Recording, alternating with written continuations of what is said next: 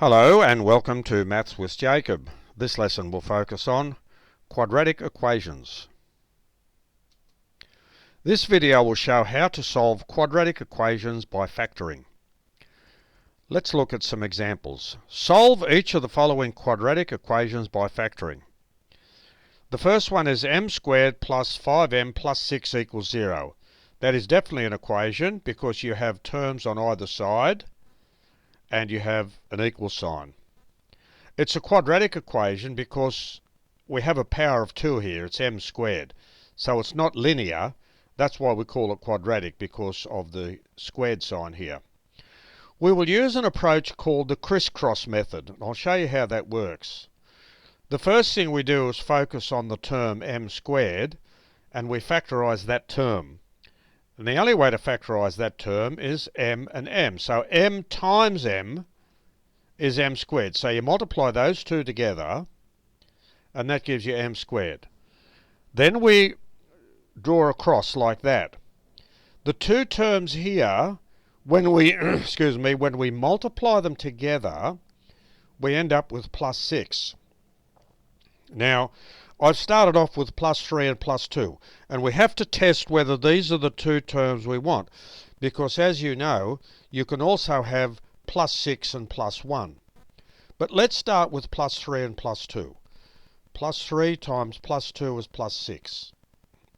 Now, in order to check whether those two numbers are correct, we multiply crossways.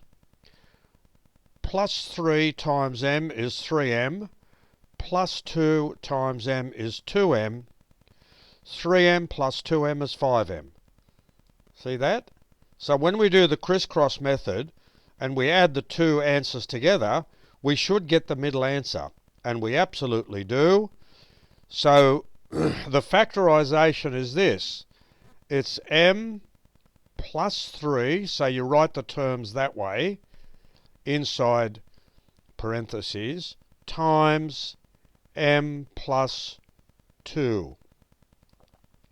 So m plus 3 times m plus 2 equals 0. So that expression there, we now present it in factored form. Now we can solve it. Because this multiplication here, that product of m plus 3 and m plus 2 equals 0, then either m plus 3 must equal 0 or m plus 2 must equal 0. Let's start with m plus 3 first. So if m plus 3 equals 0, then m equals negative 3. If m plus 2 equals 0, then m equals negative 2. So m equals negative 3 or m equals negative 2. And they are the solutions of this quadratic equation. So if you substitute minus 3 for m, or you substitute minus 2 for m, both of those will work. Let's try another example, and we'll go a little bit quicker now because I've explained the process. So the second quadratic equation is k squared plus 3k minus 10 equals 0. The factors of k squared are k and k. K times k is k squared, so that part's taken care of. Two factors of minus 10 are plus 5 and minus 2. You can also have minus 5 and plus 2. You can have plus 10 and minus 1. Or you can have minus 10 and plus 1. So you have a lot of choices. Let's see if this is the correct choice. Firstly, plus 5 times minus 2 is minus 10. So the multiplication works.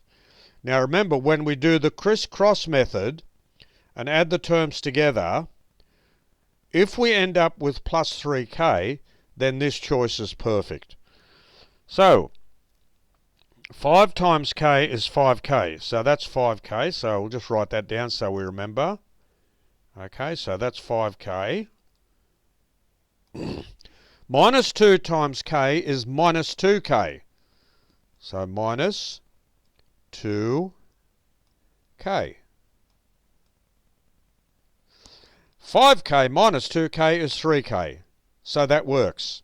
So when we do the crisscross method, after we do the multiplication and we simplify the two terms, we should get the middle term, and that's exactly what we have.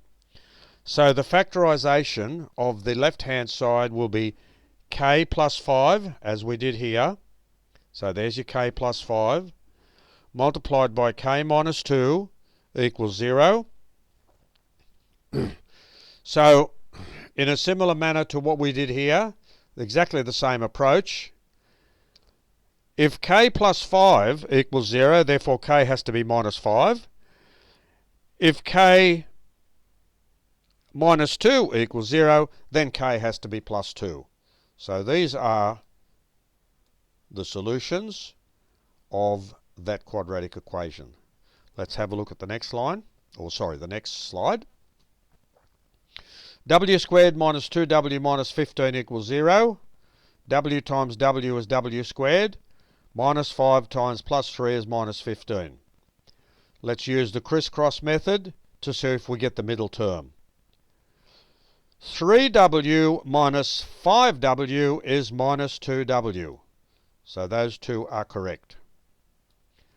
Therefore, w minus 5, which is there, times w plus 3, which is there, equals 0. If w minus 5 equals 0, therefore w equals plus 5. If w plus 3 equals 0, therefore w equals minus 3. So these are the solutions. Finally, we have number 4. P squared minus 7p plus 12 equals 0. P times p is p squared. Two numbers multiplied together to give you plus 12 will be minus 3 and minus 4. Now we have a hint that they have to be minus. They both have to be minus because we have to end up with a plus here. But this minus sign tells us also that there are minuses involved. So let's see what happens.